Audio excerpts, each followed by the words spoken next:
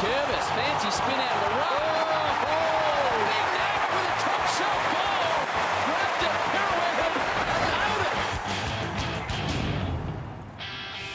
Hello, I'm Damian Barrett. Welcome to Access All Areas, and we are here thanks to Crypto.com. The Giants today begin life without Leon Cameron as coach. Matthew Lloyd, welcome as always. How are they going to look for the remainder of 2022 under the guidance of your great mate, Mark McVeigh? I'm always interested, firstly, Damo, with selection, so who Mark McVeigh might like and who he might like in certain roles that he couldn't get his way potentially with Leon Cameron, so that'll be interesting firstly. But I think they move the ball far too slow. And I think with a caretaker coach in Mark McVeigh, why not take some more risks? They've moved the ball slow and they're 2 wins and 7 losses. Let's open them up. They've got a lot of talent. I know it's probably not as talented a list as people think, but I still think their top-end talent is really good. And release the shackles and play a bit more bolder footy. Can you make changes of that nature week to week? I think they're worried about their defensive group and that they probably need to protect them by slow ball movement. So I think the players would enjoy being freed up a little bit. Not wholesale changes, but some subtle changes to free up that Giants side. Their performance in Leon Cameron's last game was indicative of what's been happening. As you said, they finished it with a 2-7 scoreline. The Blues got them, and they did it with some form of control throughout the game. Now, the scoreboard at times, Lloyd, did look close. When you get to the last quarter, and this man who hadn't done much, Charlie Curnow, to this point of this game, then took that big mark, kicked a couple of key goals. Their big names stood up when that game had to be won. We'll see a goal from Jack Silvani. He's become a very important player for that group. And then the emotional story too, Lord, of Sam Doherty. We talked about Sam, don't we, in the context of coming back from 2 cancer bouts and 2 knee reconstructions. But his football story alone is compelling. Yeah, he kicked the goal late, Sam Doherty, and they all got around him, and he just shows how symbolic he is to this team. And I just wonder whether he would be in the All-Australian mix. That's how good a season he's having. 28.5 disposals. He's averaging a game. He had that yesterday, 28, and kicked this big goal at an important time, Dana. But good response from the Blues. 5 goals to 1 on the road in the last quarter when it mattered. They're just getting it done, aren't they? Yeah. Harry Mackay was obviously an unavailability yesterday, and Curnow didn't impact too significantly until the last quarter. They've gone into the season without one of their key backs in Liam Jones. They've had issues along the way, but 7-2 now. I think this team is legit, and it is top 4 potential now. Yeah. I think, to me, that's the take out of their first 9 games. Yeah, it's a good body of work. He's at 9 weeks to show 7-2. They're a really strong, hard at the footy side who haven't really lapsed too often for a while now. They did early in the season against the Hawks and Port Adelaide, but it's been a good month of footy from the Blues. Yep, it's been a good fortnight of footy for the Suns. They got the job done against Sydney in round 8, and then more importantly at home against the Dockers yesterday. Lordo, they're tough, and their numbers suggested they were playing better than their initial scoreline. They're 4-5 now, but Matty Rowell coming into it, and you'll see another passage of play here from David Swallow to just show and prove this club does mean business. Yeah, I reckon Justin Longmuir will be showing this clip to his players how they were harder and tougher than us in conditions where I think Fremantle tried to play dry weather footy. Gold Coast Suns are hard to beat up there, and they played tougher footy, won the contested possession by 17. And I said after the Sydney win, let's see what happens the week after. But full credit to Stewie Dew and the Suns. That is a great fortnight of footy. They've got a good patch coming up, but I need to see a little bit more, by the way. I'm starting to come around, but Bulldogs Saturday at Ballarat, massive game for them. We saw at the end of that play there, Lord O'Marby Chol kicking one of his 4 goals for the game.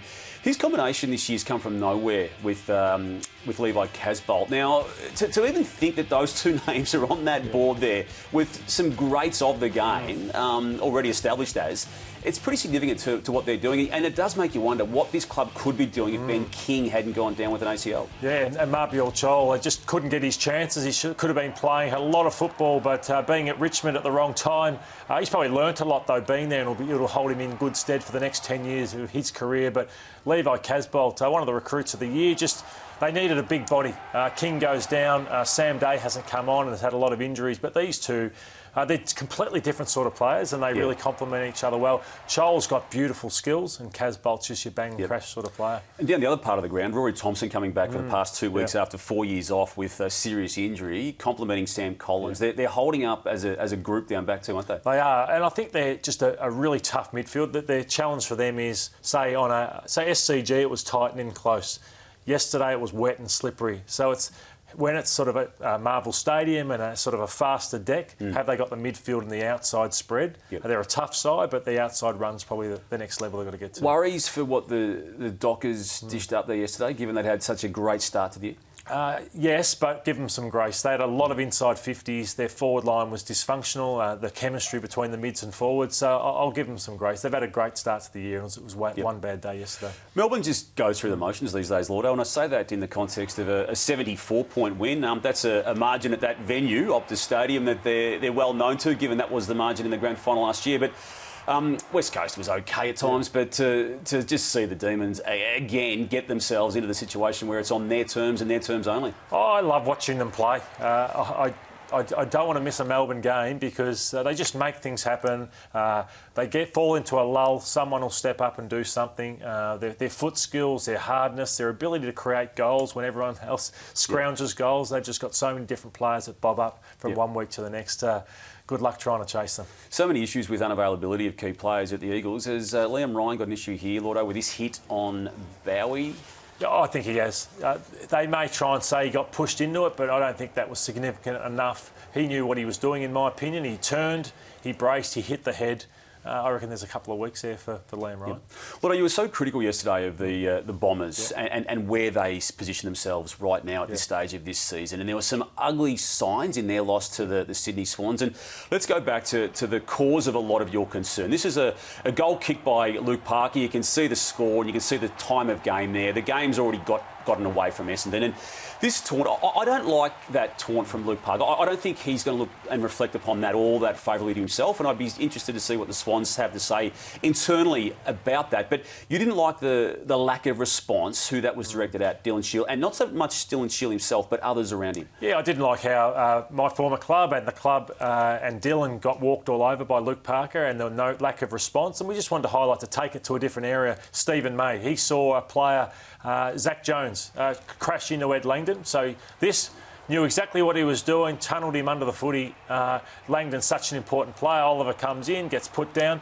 Stephen May in the next play, he knew, and he just says, when I get my opportunity, I'm just going to let him know that we're not going to tolerate that. And it's not about, as we discussed yesterday, giving away free kicks and being a thug. It's even that next contested ball, just trying to wake up the rest of the team and trying to exude some confidence and aura, not that we're going to be walked all over. So they play Richmond this week, Damo. Got a terrible record. Last beat them in 2014. Have lost their last 11. If you want to play safe football and be intimidated by the opposition, Richmond will do it too. They're in a mood at the moment, Richmond, where they believe they're the best again and can really challenge again. So the first 5 minutes, that's all I'd be asking for with Ben Rutten. Let's show ourselves the first 5 minutes. What can we do in the first quarter? Get to quarter time, let's reassess. That's where they're at the moment, stripping it right back from a contest perspective. The constant cycle, though, of this club needing to respond in a given game, it's a fake way to operate, isn't it? They needed to respond against Hawthorn, and they got to a stage, Lord, with those late withdrawals in round 8 that they couldn't lose in that situation, and yet they won the game of footy. They had to show something more against the Swans and weren't capable of it. And now you're talking already about the need for a response again. Yeah, but it starts at training, so it's got to be built upon, and I'm not sure the way they train and how combative training is. I'm sure they do a fair bit, but I'd do even more. So you're right, it's not about just a response, it's what they do habitually from one session to the next. Well, someone they could take a leaf out of the book of is Callum Mills.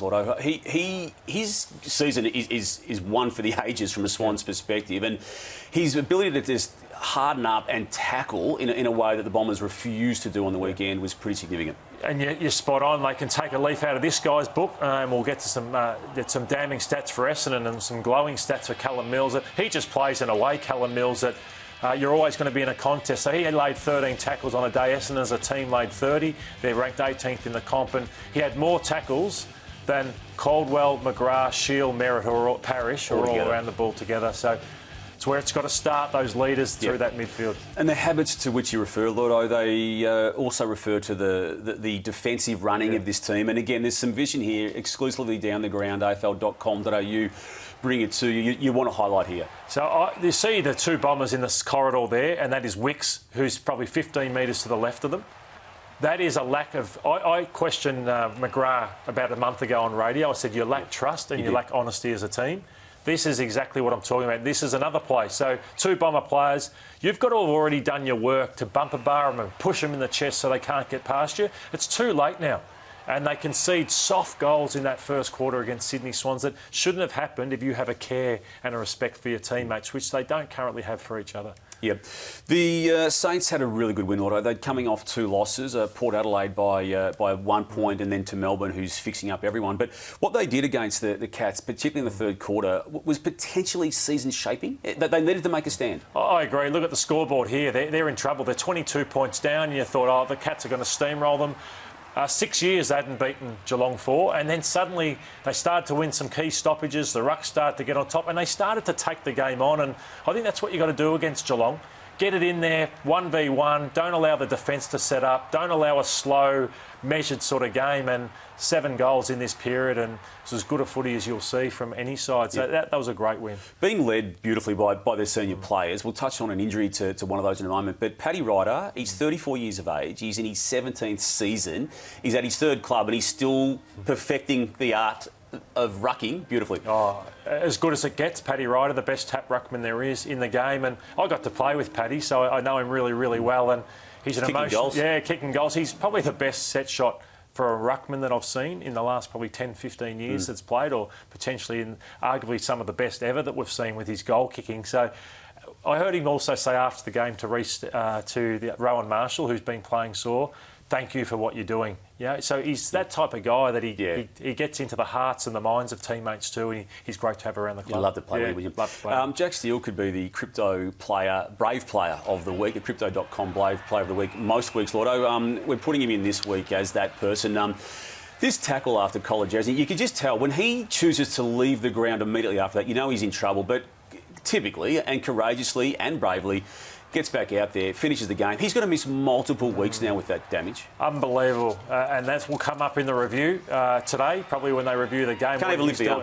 Outstanding effort. He would have helped the rotations. He would have helped the midfield get through that game, and was symbolic in that getting that 4 points. Yep.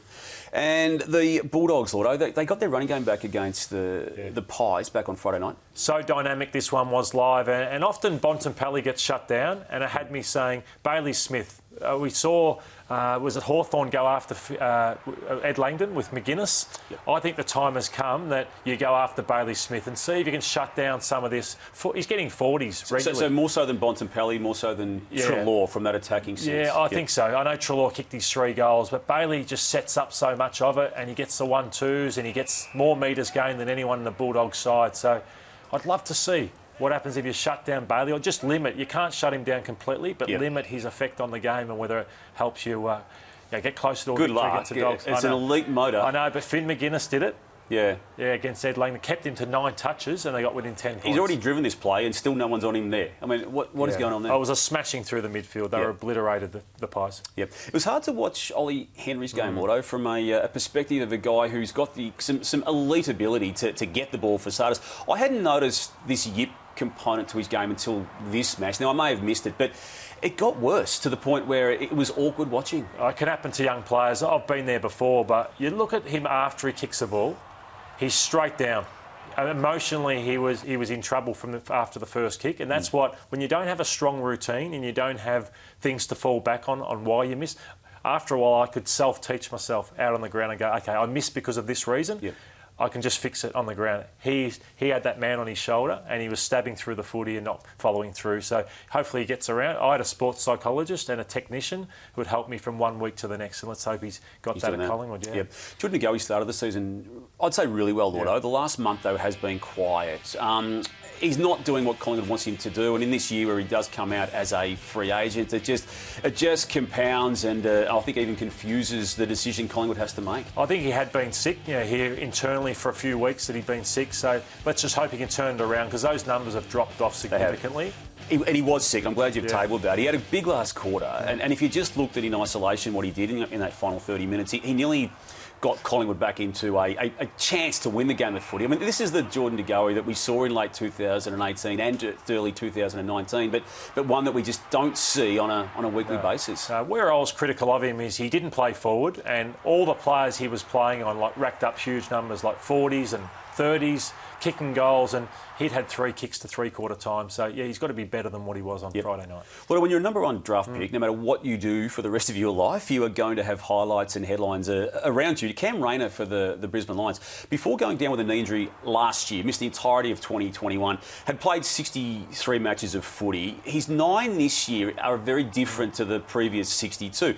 Midfield roles, coming in and out of as a burst player. His skills are elite, as a number one draft pick would attest, and I still don't think that the Lions under Fagan have scratched the surface where he could get to. You've always been a big fan, and I think if he was a stock, you'd be buying plenty of him, because I think he's played 70-odd games, he's done a knee, but I think his next 70 should be pretty special. Yep. The Jaws music's going with the Richmond auto. It's just building up. They're going to be there somewhere. There's frightening teams, and look, Hawthorn was gallant. Hawthorn's been regularly gallant, but Richmond got the job done again. They're on a nice little run of form. They've got Essendon, Sydney, Port and Carlton. We're going to know in a month's time if it's a legitimate tilt again at a premiership. What I like about what Hardwick's done in Richmond is they're getting great returns from their top enders, but they're playing kids at the same time. So a nice balance of youth and experience, and they're hungry and confident again. Yep. Lloyd, thanks always. Stick with the AFL Live app, stick with afl.com.au through the course of the week, and we'll be back next week for another edition of Access All Areas.